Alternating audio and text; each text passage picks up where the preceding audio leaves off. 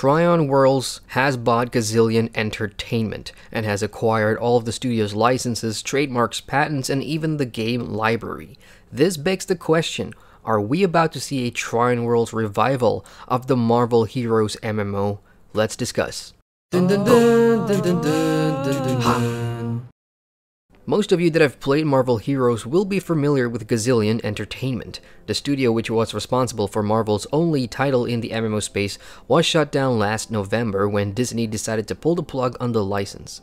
Mass layoff ensued, and the dirt that followed about the mismanagement and other shenanigans from Gazillion's top brass started to emerge, but that's in the past now. Trion Worlds, responsible for games such as Rift, Defiance, and Trove, and for publishing other third-party titles like ArcAge, has now acquired Gazillion, including all the assets, trademarks, and game library, according to Trion CEO Scott Hartzman. So what's the reasoning for the purchase? According to Hartzman, it's all about growing Trion as a better MMO company. With Gazillion's assets, Trion Worlds now has a full MMO ecosystem, including all the tech that developers need to establish their MMOs as ongoing services. Furthermore, the new technology will be incorporated both for its own games and for games developed by third parties. Trion also says what's key here is that the improved technology will reduce development times, a perk that the company hopes will be attractive to new outside partners wanting to avoid the pressure or crunch. As for Marvel Heroes itself, here's a quote from CEO Scott Hartzman. "There's still more investigation that needs to occur.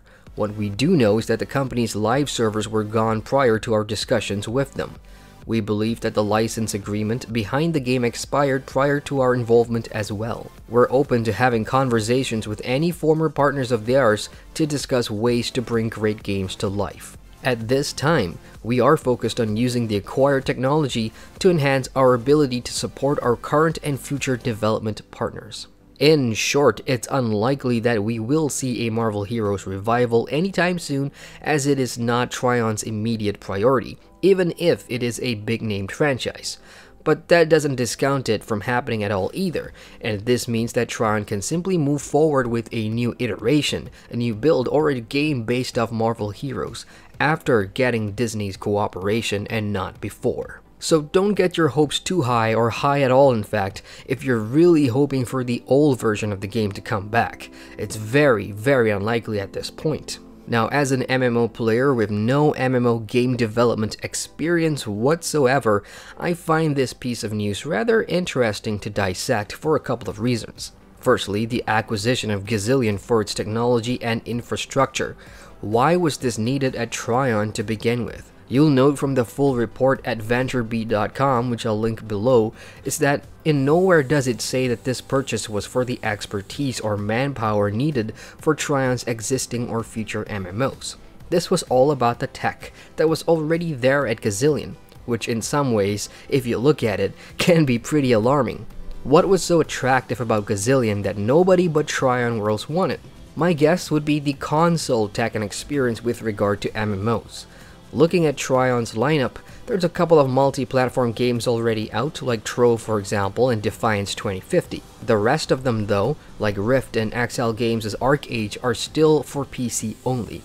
Are Trion going to port more games to console, or future-proofing the company for upcoming titles? And secondly, with regard to the IPs acquired like Marvel Heroes, this could mean all kinds of things in the future. If you are a former Marvel Heroes player, you could name the most ideal publishers to pick up the game and start over, and I have a feeling that Trion Worlds, Perfect World Entertainment, and Daybreak Studios wouldn't be on that list for reasons such as heavy microtransactions and monetization systems.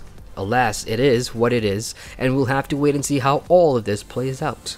So, what do you make of all of this? Share your thoughts in the comments below. Big thanks to Dean Takahashi of VentureBeat and Rebecca Valentine of Game Industry Biz for the news. Hit the like button for more videos and feel free to subscribe to the channel for more MMO content. Once again, I'm Adrian, and I thank you for watching. Roses are red, violets are blue. If you want to watch more videos, click on these cards, anyone would do.